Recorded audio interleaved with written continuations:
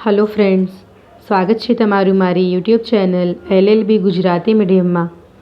आ video में हूँ तमने LLB सेम 1 ना पेपर 102 क्रिमिनल लॉ पेपर 1 फौजदारी कायदो 1 तेनी अंदर आवतो टॉपिक सजाना प्रकार विशेनी जानकारी आपीश। सजाना केटला प्रकार छे ते जोई लईशुं अने दरेक प्रकार विषे विगते जानकारी मेळवीशुं। सौप्रथम सजाना केटला प्रकार छे ते जोई लईए। तो भारतीय फौजदारी धारा अथवा तो भारतीय फौजदारी दंड संहिता प्रमाणे सजाना प्रकारो नीचे प्रमाणे छे। कुल 5 प्रकारनी सजाओ छे। एमां सौप्रथम पहली सजा छे देहांत दंडनी सजा, जन्म टीपनी सजा, सखत कैदनी सजा के सादी कैदनी सजा, चौथी छे मिलकत जप्त करती सजा अने 5મી छे दंडनी सजा। આપણે પહેલી સજા વિશે જાણકારી મેળવી લઈએ। દેહાંત દંડની સજા। દેહાંત દંડની સજા ક્યારે કરવામાં આવે? તો જે ગુનાઓ માટે દેહાંત દંડ એટલે કે ફાંસીની સજાની જોગવાઈ કરવામાં આવી હોય તેવા ગુનાઓ નીચે પ્રમાણે છે। તો ભારત સરકાર વિરુદ્ધ બળવો કલમ 121 પ્રમાણે ભારત સરકાર વિરુદ્ધ બળવો કરવામાં આવે ત્યારે દેહાંત દંડની એટલે ફાંસીની સજા થઈ શકે છે। બળવાના કૃત્યમાં મદદગાર એટલે કોઈ બળવા કરવા માટે કોઈને મદદ કરવી। કલમ 132 નિર્દોષ વ્યક્તિને ફાંસીની સજા કરાવતો ખોટો પુરાવો ઊભો કરવો।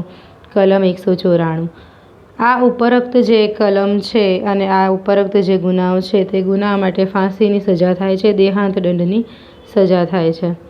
એના પછી છે ખૂન। કલમ 302 ખૂન માટે પણ ફાંસીની દેહાંત દંડની સજા થતી હોય છે। જન્મ ટીપના કેદી દ્વારા જો ખૂન કરવામાં આવે કલમ 303 પ્રમાણે તો પણ દેહાંત દંડની સજા થઈ શકે છે। સગીર ગાંડી વ્યક્તિ કે નશામાં હોય તેવી વ્યક્તિના આપઘાતમાં જો મદદ કરવામાં આવે, જો તેને મદદગારી કરવામાં આવે તેવા કાર્યમાં તો કલમ 305 હેઠળ દેહાંત દંડની સજા થઈ શકે છે।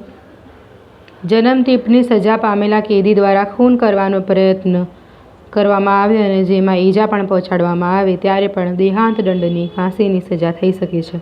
કલમ 307 ખૂન સહિતની ધાડ। કલમ 396 ઉપરોક્ત જે હતા ગુનાઓ એ ગુનાઓમાં ફાંસીની સજા, દેહાંત દંડની સજા થઈ શકે છે।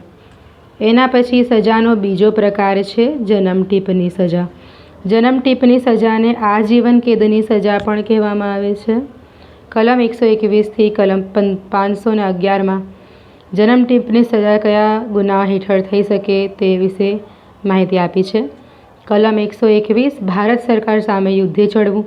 જો કોઈ વ્યક્તિ અથવા કોઈ વ્યક્તિના સમૂહ સંગઠન દ્વારા ભારત સરકાર સામે યુદ્ધે ચડવામાં આવે ત્યારે આજીવન કેદની સજા થઈ શકે આવા ગુના માટે। કલમ 132 મુજબ બળવામાં મદદગારી કરવી આ પ્રકારના ગુનામાં પણ આજીવન કેદની જન્મ ટીપની સજા થઈ શકે છે।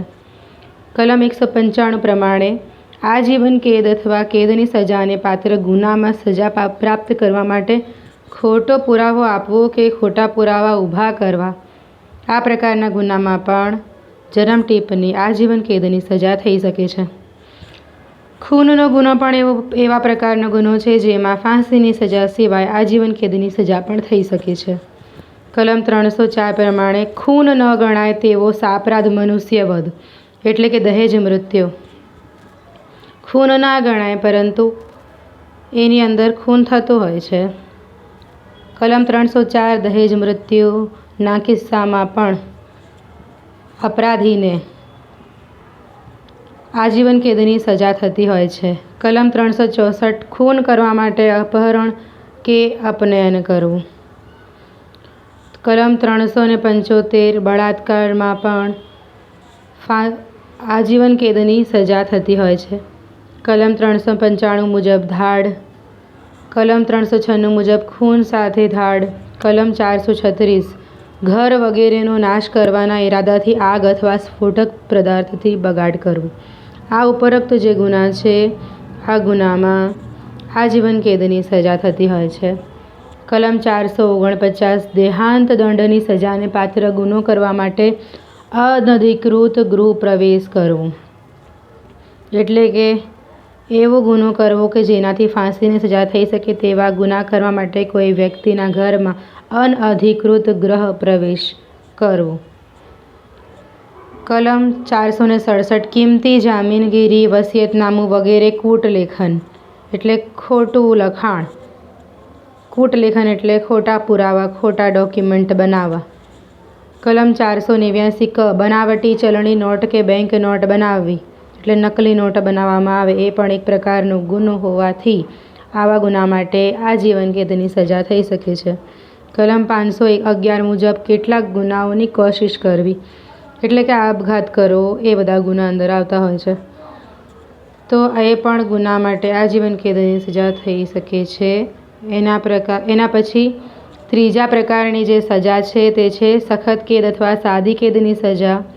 આ પણ એક સજાનો એક પ્રકાર છે. કેદની સજા બે વિભાગમાં વહેંચવામાં આવી છે. કેદ બે પ્રકારની હોય છે, સાદી કેદ અને સખત કેદ. સખત કેદની સજા અને સાદી કેદની સજા.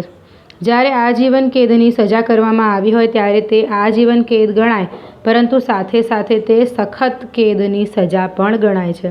એટલે કે આજીવન કેદની સજા અને સખત કેદની સજા ગણવામાં આવે છે. સાદી કેદની સજા જે છે અમુક ચોક્કસ મુદ્દતની સજા છે. સાદી કેદની સજા એટલે કે કોઈ ચોક્કસ મુદ્દતની સજા. હવે સાદી કેદમાં કયા ગુનાનો સમાવેશ થાય છે તો જેમાં કલમ 173 પ્રમાણે સમન્સ વગેરેની પ્રસિદ્ધિ અટકાવવી આ એક પ્રકારનો ગુનો છે.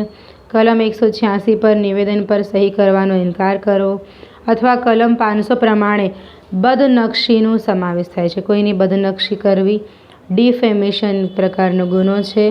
આ ગુના હેઠળ સાદી કેદ અથવા સખત કેદની સજા થઈ શકે છે. હવે એના પછીની જે સજા છે મિલકત જપ્ત કરતી સજા, જેની અંદર મિલકત જપ્ત કરી લેવામાં આવે અદાલત દ્વારા, સરકાર દ્વારા. મિલકત જપ્ત કરતી સજાનો અમલ માત્ર 3 જ ગુનાઓમાં થઈ શકે છે અને તે ગુનાઓ નીચે પ્રમાણે છે. 3 એવા મુખ્ય ગુના છે જે ગુના હેઠળ મિલકત જપ્ત કરી લેવામાં આવતી હોય છે. કલમ 126 મુજબ ભારત સાથે શાંતિપૂર્ણ સત્તાના પ્રદેશમાં લૂંટફાટ કરવી. કલમ 127 હેઠળ આવા યુદ્ધ કે લૂંટફાટથી મળેલ મિલકત રાખવી. કલમ 169 મુજબ ગેરકાનૂની રીતે જાહેર નોકર દ્વારા મિલકતની ખરીદી. ઉપરોક્ત જે ગુના છે આ ગુના મિલકત જપ્ત કરતી સજા માટેના ગુના છે, જે હેઠળ મિલકત જપ્ત કરી લેવામાં આવે છે. હવે છેલ્લી જે સજા છે દંડની સજા. દંડની સજાની અંદર ચોક્કસ અમુક રકમ વળતર સ્વરૂપે, દંડ સ્વરૂપે અપરાધી પાસેથી લેવામાં આવે છે, વસૂલવામાં આવે છે.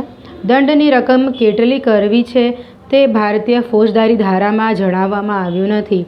ભારતીય ફોજદારી ધારામાં એ નક્કી કરવામાં આવતું નથી, પરંતુ રકમ કેટલી નક્કી કરવી ને દંડ કેટલો કરવો ને તે હકુમત અદાલત પાસે છે, તેની સત્તા અદાલત પાસે છે. સર્વોચ્ચ અદાલતે ઘણા ચુકાદામાં, ઘણા કેસોમાં સ્પષ્ટ કર્યું છે કે દંડની રકમ ખૂબ જ વધારે પડતી પણ ન હોવી જોઈએ, ખૂબ જ ક્ષુલ્લક પણ ન હોવી જોઈએ, એટલે ખૂબ જ ઓછી પણ ન હોવી જોઈએ. અમુક કિસ્સામાં એવું પણ થાય છે કે દંડ અને જેલ બંને પ્રકારની સજા થતી હોય છે. એટલે કેદની સજા પણ થતી હોય છે અને દંડની સજા પણ થતી હોય છે. આશા રાખું છું તમને આ ટૉપિક જે છે સમજાઈ ગયું હશે. સજાના કુલ 4 પ્રકાર છે. 4 પ્રકાર તમને 5 પ્રકાર છે. 5 પ્રકાર તમને સમજાઈ ગયા હશે. જો તમને મારો આ વિડીયો ગમ્યો હોય તો વિડીયોને લાઈક કરજો, શેર કરજો અને મારા યુટ્યુબ ચેનલ LLB ગુજરાતી મીડિયમને સબસ્ક્રાઈબ કરજો. Thank you for watching. Bye by.